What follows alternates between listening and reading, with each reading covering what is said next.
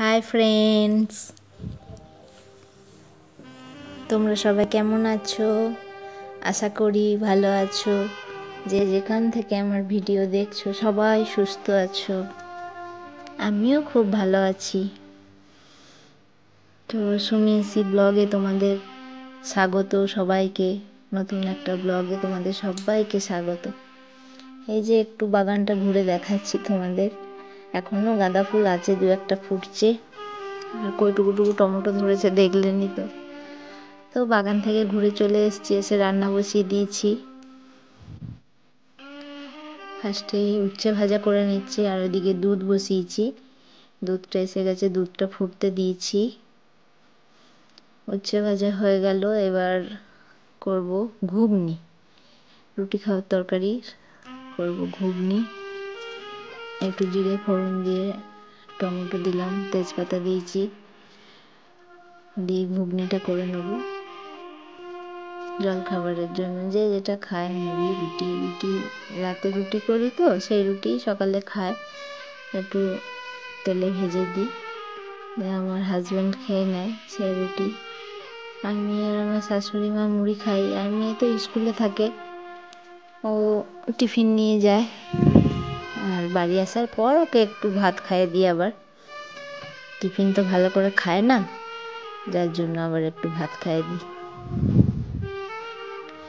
তো এই যে ঘুগনির মশলাটা কষিয়ে নিচ্ছি, ঘুগনিটা করব। আমার ভিডিও কেমন লাগে আমাকে জানাবেন সবাই। মটরটা সেদ্ধ করেই নিয়েছিলাম আগে, তারপর সেটা দিয়ে দিলাম, মশলা কষিয়ে মটরটা ঢেলে দিলাম, দিয়ে এবার ঢাকা দিয়ে দেবো, দিয়ে ফুটতে দেবো। আর এই যে একটু খুন্তি ধোয়া জল দিলে রান্নার টেস্ট ভালো হয়, সবাই তাই বলে। খুন্তি ধোয়া, হাত ধোয়া, মশলা ধোয়া জল, ওগুলো মানে ফেলে দিই না, সবই রান্নার কাজে ব্যবহার করে দিই। আর এই একটা নতুন আমাদের এখানে একটা দুধ দিয়ে যাচ্ছে, গরুর দুধই, পিওর গরুর দুধ বলছে। দিয়ে দুদিন এই যে এই দুধটা দিয়ে গেছে। আর ওটা তো আমরা রোজকার দুধ যেটা নিই সেটা দুধওয়ালা দিয়ে যায়। তো এই দুধটা বলছে খেয়ে দেখুন, ভালো লাগলে অর্ডার করবেন। আমি একটু কসুরি মেথি দিয়ে দিলাম ওপর দিয়ে, গন্ধটা খুব সুন্দর লাগে। তো ওই দুধটা দুদিন না 3 দিন দিয়েছে, হ্যাঁ ফ্রিতে দিয়েছে 3 দিন, 200 গ্রাম করে। আর বলেছে যদি ভালো লাগে দুধটা খেতে তো তাহলে অর্ডার করতে পারেন, রোজ করতে পারেন। কিন্তু এবার আমরা তো দুধ নিচ্ছি দুধওয়ালার থেকে, এবার তাকে কী করে বারণ করি যে দুধ নেবো না। আর এই প্যাকেট দুধটার দামটাও একটু বেশি। আপনারা একটু লক্ষ্য করলেন, আমি কিন্তু কড়াইটা ধুয়ে ন্যাকড়া দিয়ে সঙ্গে সঙ্গে মুছে দিলাম কড়াইয়ের ধারটা। কারণ কড়াইয়ের ধারটা মুছে না দিলে না ওই জলটা গড়িয়ে পড়ে, দিয়ে ওই দিকটা গ্যাসের ওই ইয়েতে মানে খুব পুড়ে যায়, মানে মাজার সময় তখন খুব কষ্ট হয় পোড়াটা তুলতে।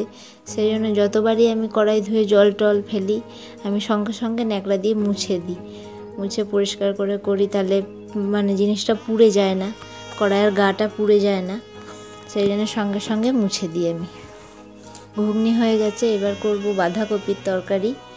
তো ওই আলু দিয়ে মশলা দিয়ে কষাচ্ছি। আর দুধ, এই যে মটরশুঁটি। তো দুধটা খেয়ে দেখলাম দুধটা ভালোই, খারাপ দেয়নি, দুধটা ভালো দুধই দিচ্ছে। কিন্তু এখন মানে ঠিক আবার বিশ্বাসও করতে পারি না যে প্যাকেটের দুধ কী করে করছে কে জানে। বলছে তো পিওর গরুর দুধ, মাখন তুলিনি, ভালো দুধ। এমনি খেয়েও দেখলাম ভালোই লাগলো, কিন্তু জানি না, এখন ঠিক ভরসা করতে পারি না, ওই জন্য মানে আর রোজ করিনি। আমরা যে দুধওয়ালার থেকে দুধ নিই তাকে সেই আছে, সেই দুধ দিয়ে যায়। তো 2-3 দিন খেয়ে দেখলাম ভালোই। আর এখানে একটু আদাটা বেটেছিলাম মিক্সিতে, তো আদাটা ঢেলে রেখে দিলাম, কারণ কম জিনিস বাটলে তো মিক্সিতে বাটা হয় না, একবারে বেশি করেই বাটতে হয়। আর শিলনোড়াটায় আমার একদম ধার নেই, যার জন্য শিলনোড়ায় মশলা আর বাটতেই পারি না। একবারে ধার চলে গেছে। তা নাহলে আগে শিলনোড়াতে মশলা বেটেই রান্না করতাম, কারণ একটুখানি করে লাগে, ওইটুকু মশলা মিক্সিতে হয়ও না, রোজ রোজ মিক্সি চালাতে ভালো লাগে না, সেই জন্য আগে করতাম। কিন্তু এখন ধারটা চলে যাওয়াতে আর বাটতে খুব অসুবিধা হয়। ওদিকে রান্নাটা হোক।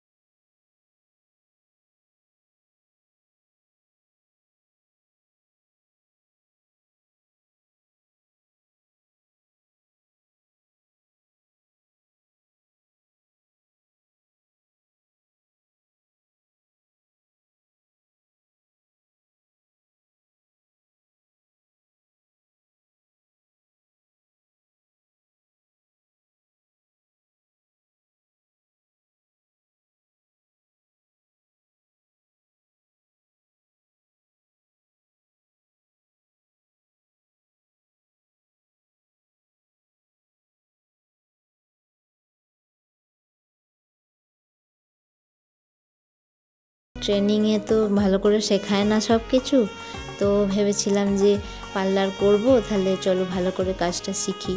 তো ভালো করে কাজটা শিখেছিলাম। এই যে ফেসিয়াল হয়ে গেছে, এবার ওকে প্যাক লাগিয়ে দিয়েছি। তো আমি একসাথেই কাজ শিখেছিলাম, মানে পার্লারে শিখেছিলাম। দিয়ে ও বললো তাহলে তুইও বস, আমি তোকেও করে দিই। প্যাকটা তো শুকোতে একটু টাইম লাগবে, 15 মিনিট টাইম লাগবে, সেই 15 মিনিটে হয়ে যাবে আমাদের ফেসিয়াল। কারণ এখন লোক চলে আসলে, পার্লারে লোক চলে আসলে তাকেও তো আবার করতে হবে, অতটা সময়ও নেই। আবার বেশি সন্ধে হয়ে গেলে আমার বাড়ি আসতে দেরি হয়ে যাবে, সেই জন্য সময় বাঁচানোর জন্য এরকম করেই আমরা কাজ করি। ওকে প্যাক লাগিয়ে দিয়ে আমি করি, বা আমাকে যদি ও প্যাক লাগিয়ে দেয় আমি ওকে করে দিই, এরকম করে দিই। আমি বেশিরভাগ প্যাক লাগাই না, কারণ প্যাক লাগিয়ে অতক্ষণ বসে থাকি না, বাড়িতে প্যাক লাগিয়ে নিই। কারণ আমার বাড়ি তোর বাড়িটা অনেকটাই দূর, টোটো করে গেলাম, দেখতেই পেলেন। তো এই হলো, আমি দেখলাম বেশি বড় করে তো লাভ নেই, তাই কেটে দিলাম। ফেসিয়াল হয়ে গেছে, ভুরুটা একটু করলাম।